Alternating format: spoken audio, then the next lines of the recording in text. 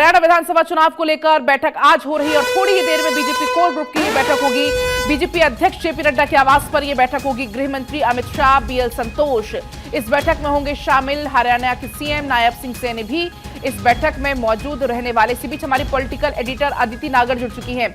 अदिति, लंबा चिंतन मनन फिलहाल चल रहा है, चलेगा इस बैठक में, लेकिन बीजेपी का क्या मास्टर प्लान है हरियाणा विधानसभा चुनाव को लेकर? देखिए, सबसे पहले कोई भी पॉलिटिकल पार्टी सबसे बड़ी चीज से जो जूझ रही है, आपने देखा पिछले दिनों जम्मू कश्मीर को लेकर कुछ नाम भी आए, फिर लिस्ट वापस की गई, लेकिन फिर बारी आई हरियाणा की।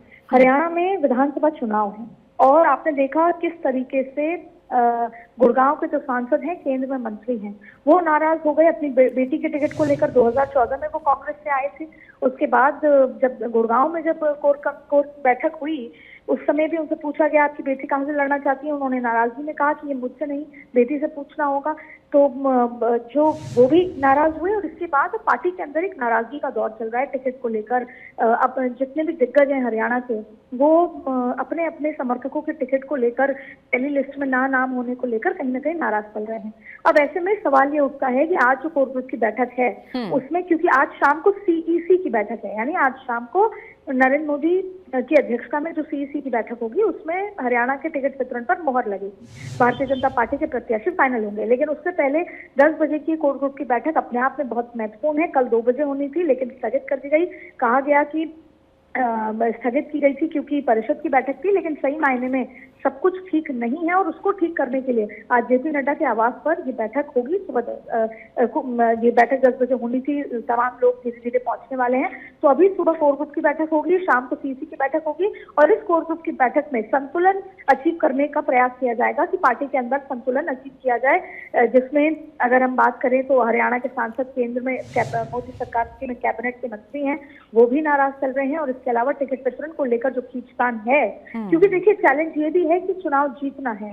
चैलेंज ये है कि जिस तरीके से भूपेंद्र हुड्डा और तमाम जो कांग्रेस, और आपने कल भी देखा होगा कैसे कांग्रेस के अंदर जब उनके प्रभारी ने बयान दिया, दीपक बाबरिया ने, और उसके बाद कुमारी शैलजा का ये बयान आया कि वो चुनाव नहीं लड़ेंगी, वो चुनाव प्रचार करेंगी, जबकि वो चुनाव लड़ना चाहते थे। उनके समर्थक यही हिंट कर रहे थे। ठीक वैसे ही रणदीप सुरजेवाला से हुआ। अब ऐसे में प्रेशर भारतीय जनता पार्टी पर बढ़ता है कि कहीं ना कहीं वो कांग्रेस जहां पर हमेशा अंदरूनी खींचतान होती थी, वहां सब एकजुट है, लेकिन भारतीय जनता पार्टी में अब सब कुछ अभी फिलहाल खींचतान है। और टिकट वितरण से पहले इस खींचतान को जेपी नड्डा की अध्यक्षता में आज होने वाली बैठक में ठीक किया जाएगा। उसके बाद शाम को सीईसी की बैठक होगी, नरेंद्र मोदी की अध्यक्षता में वो बैठक होगी और उस बैठक में फिर टिकट वितरण यानी प्रत्याशी पर मोहर लगेगी और संभवतः कल सुबह तक प्रत्याशी के नाम सामने आ जाएंगे। तो अदिति, किस तरीके की लिस्ट रहने वाली है? क्या कुछ अनुमान लिस्ट को लेकर लगाया जा रहा है? लोकसभा चुनाव में जो चेहरे हारे, क्या उनसे परहेज किया जाएगा, नहीं किया जाएगा? क्योंकि बीच में यह भी खबर सामने आई थी कि इस बार हो सकता है कि खिलाड़ियों पर फोकस थोड़ा ज्यादा हो लिस्ट में।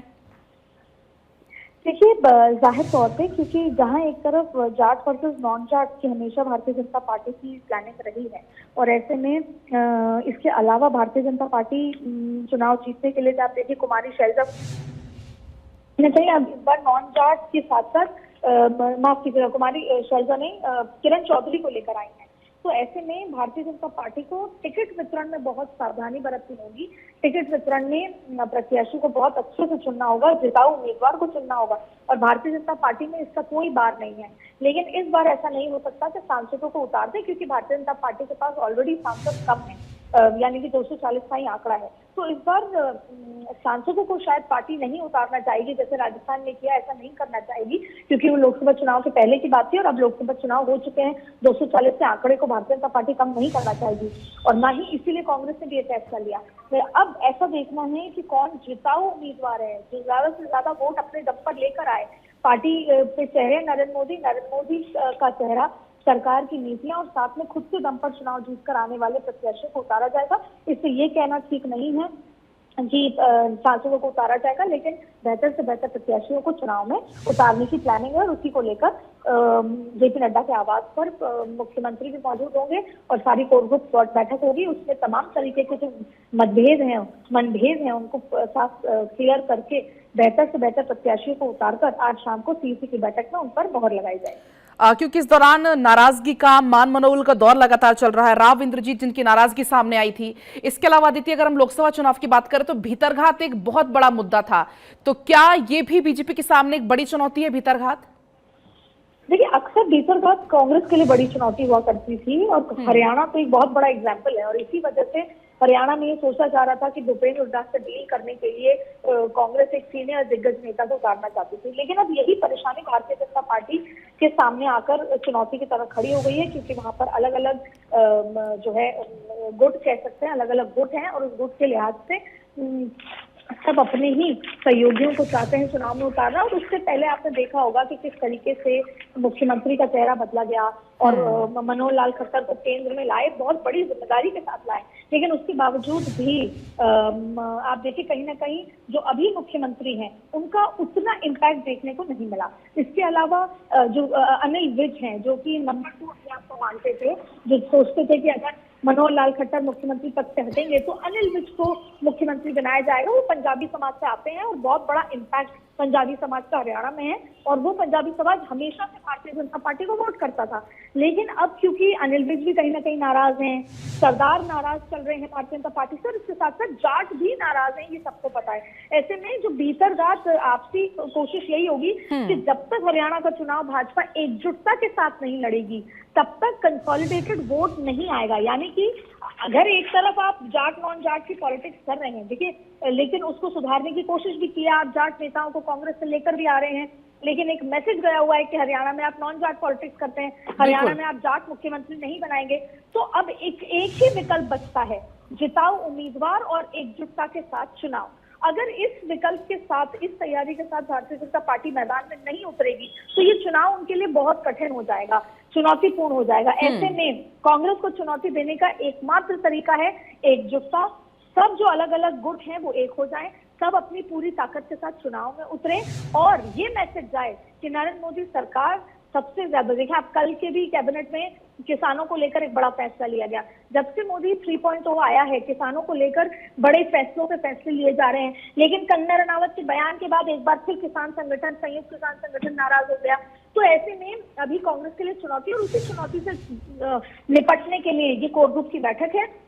और इसके अलावा आप देखें कि ये तो आपको विजिबल बैठक दिख रही है।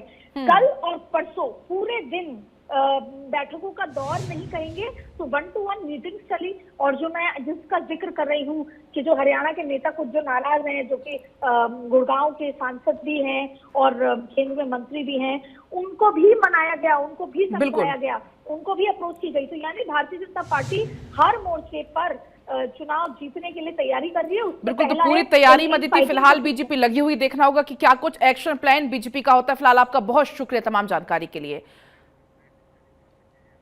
और क्योंकि इस बैठक में शामिल होने के लिए हरियाणा के सीएम नायब सिंह सैनी भी पहुंच चुके हैं, इसके अलावा पूर्व सीएम मनोहर लाल भी इस बैठक में मौजूद रहने वाले हैं। तो बड़ी जानकारी है क्योंकि ये बैठक बेहद खास मानी जा रही है हरियाणा विधानसभा चुनाव को देखते हुए। अब लिस्ट क्योंकि जारी होनी, उम्मीदवारों के नाम पर मंथन होना है और ऐसे में गृह मंत्री अमित शाह, बीएल संतोष इस बैठक में शामिल होने वाले हैं। इसके अलावा आपको बता दें कि जो सीएम है नायब सिंह सैनी, वो भी शामिल होने के लिए पहुंच चुके हैं और पूर्व सीएम मनोहर लाल भी इस बैठक में शामिल होंगे। तो तस्वीर इस बैठक के बाद बहुत कुछ साफ हो जाएगी।